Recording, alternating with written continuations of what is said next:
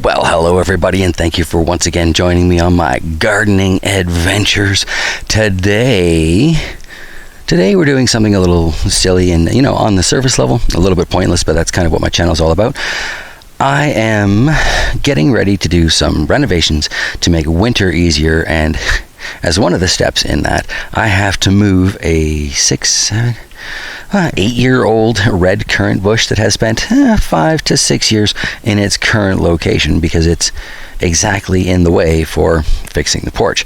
So I thought I would bring you along because, y'all have been with me on the whole adventure for this bush, really. When I brought it home from the Walmart back in Penticton, right up to where I planted it here, and a couple weeks ago when I showed you the perennial things. So yeah, let's take a look at this beast, and I'll kind of explain and demonstrate what I'm doing here, and then a little feedback from y'all when we're done would be fantastic, because I'm sure some folks are going to have some thoughts on what you're about to see. So yeah, let's get started. So here we are. This is the beautiful red currant bush. I do think it's a red currant. I don't know. I lost the tag, hoping to find it today, because it could be down there somewhere. But we have recently harvested this, like just earlier today. Shar and I were whacking away at it like 10 minutes ago. And look, there are still tons of berries in here, but they're kind of hard to get to because it's right up against the railing for the porch, right? Like, this wasn't necessarily my best planning. I just needed to put it somewhere safe. There's, a whole bunch of kerfuffle about that, but look at all of these. So obviously the plant is not doing the best that it could be doing, and yet look at how well it is doing. So I want to put this somewhere it can get, let's just call it more well-rounded sunlight, and we're going to take a whole bunch of cuttings off this, because it turns out making new red currant plants, black currant plants, whatever you want to choose, it really is as simple as cutting it and stripping a little bark, shoving it in the soil, keeping it moist.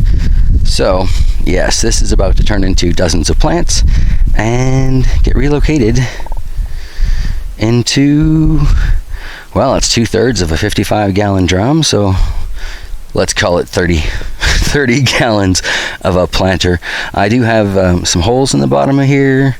This has been fairly thoroughly rinsed out. I'm not too worried about anything that was in here. And I use this to make some test holes for the water system. But anyway, maybe drill a few more holes in the bottom of that and get started. So I only put 4 extra little drainage holes in there. It doesn't really need a lot, right? Like, it is gonna work its way through those larger holes. They are pretty much flush. Not entirely, but good enough. The bottom of it, conveniently enough, I happen to have a few flakes of straw bale still kicking around. Would you imagine? So I'm going to fill up probably to about the first line in the barrel with some straw, just to act as a sponge in the bottom of that while our plant is first getting comfortable and established. And then going to be time to dig this thing up, see what our root system looks like and how much of it I can retain, so I can build some sort of a soil base for it in here. Luckily for me, Shar is around today, so we might even be able to get some footage of that as it happens. And if we do, I will apologize for the heavy breathing in advance. Not as fit as I could be.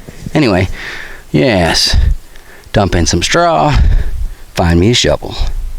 So looking through the barrel, we can kind of see from the shadow line where the straw is in there. Hopefully that will create a nice sponge. Now this is going to pack down with the weight of the soil and the plant and water goes into it and such, but this is going to be so easy for the roots to work their way into. Lots of organic material. In theory, this is, not a bad idea. After all, this poor thing was growing in a 3-gallon bucket for a couple of years before it found this current home. Well, I'll be curious to see what's going on in here. Oh, that's sturdy. I don't remember what the soil was like when we dug to put this in, but I know I'm digging a way bigger hole now than we did then. look at that, we got some bush movement. Well, with each shovel, we're starting to get a little bit more movement on this thing, but she is really dug in there. And I think I've hit the kind of atypical layer of rocks that seems to be just a few inches under everything near the house. So, I think we'll get back when this thing is out of the ground. All right. I don't know if we're ready to hand tug this yet, but that's starting to be a lot more movement. Heave!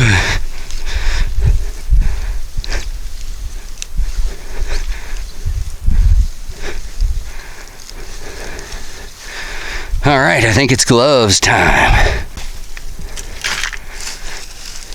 Well, everybody wants to look at the roots, so there's a look at that for you. I definitely did some damage with the shovel, but that's to be expected. And a little bit of root pruning, not always a bad thing.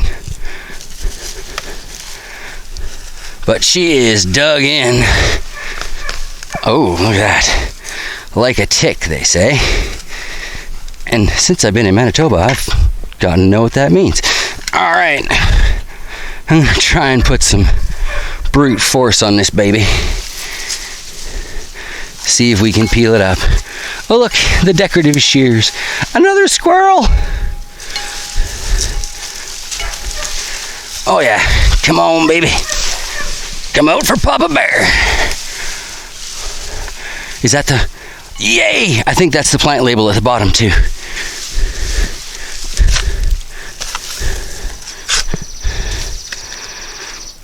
And it's too faded to read. Just says currant. Oh, very red lake. You can just barely make it out. So I was right. They are red lake, red currants. Who knew? Good deal. So now, just has to survive this bit of abuse and enjoy life in its new home, and we'll be set. But if it doesn't, lots of cuttings coming off of it today, and there's already a cutting that's rooted and growing in the side of the yard, so no harm, no foul. $4 bush. Oh yeah, speaking of which, here's a look at all the currants that Shara and I picked earlier today before we even did this, and you can see just how many are still on that bush that is about to get rehomed. So I'd say that right there is worth $4, but hey, what do I know? We've eaten at least that much so far just grazing in the yard, so yeah, never discount permaculture. Buy those berries on clearance. They will live. All right, so, unintended consequences. This is kind of reminds me of a pepper plant we had upstairs in Char's studio once, but this is going to be a lot easier to harvest now. We just need to make it nice and solid. Those roots do fit in the bucket, so I don't think I did too much damage. And once we take some cuttings off of this, it's going to balance a whole lot easier. So I think I'm going to get started on that, and maybe show you a couple of those just to make this easier to work with. Never want to waste an opportunity around here. You can see my lovely hand model is now working over this new angle, and it is so much easier to harvest these things when they're not crammed up against the porch, So let's take a look at that. So I'm going to have to raid some soil from here to fill this back up, but when we first planted that thing, I kid you not, it was small enough you could see the little squirrel, and these garden shears that we found in the back were a nice decoration beside and behind it. You could see this. Haven't really been able to see that for years. Had the one kind of going along like a grapevine in front of it, and really, when you get right down to it, there are so many fallen currants in here. I suspect it will be sprouting currants for many years to come. But what's important is I can now get to these rails here to disassemble this so we can insulate over there, and that's crap for another show. But look at this. So I'm going to show you quickly a couple of the styles of cuttings that I'm going to take from this today, because it would be really redundant to show you me doing all of them. One is I'm going to take some of this fresh growth right off the top. This stuff is clearly from this year. I've done this with quite a few of them so far, and they all seem to root. And, well, most of them. Let's go 60+% with my gardening results. That's all. But anyway, yeah, really quite simple. And let me find one of the options I was looking at earlier, because I'd like to try and start something a little more bush-like. So yeah, this is the one. This is a monster. I'll show you this in a second. Oh, somebody needs to get new pruning shears. Come on. Really? Always when the camera's going, isn't it? So, here we have, drop those, a much larger cutting. I'm going to strip pretty much from here down and take a few stripes of that bark off as well. And then we're going to plunk that into the ground and watch most of the green die off. However, from my experiences, I'm thinking fresh green will grow. If not in what's left of this year, then in the spring. Because these are ridiculously resilient plants.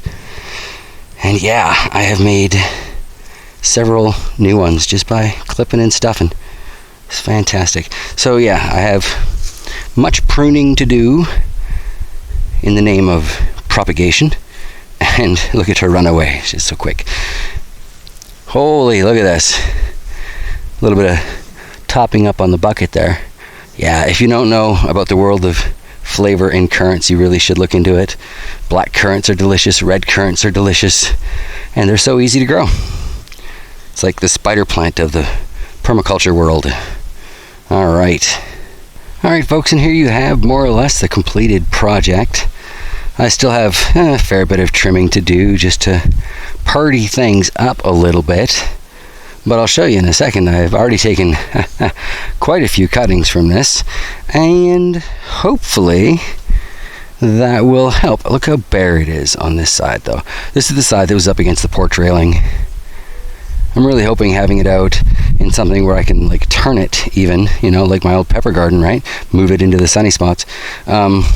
Yeah, something where I can have it out and it can get sun more evenly around it, I think will help clean that up. And I've got a ridiculous number of cuttings in there.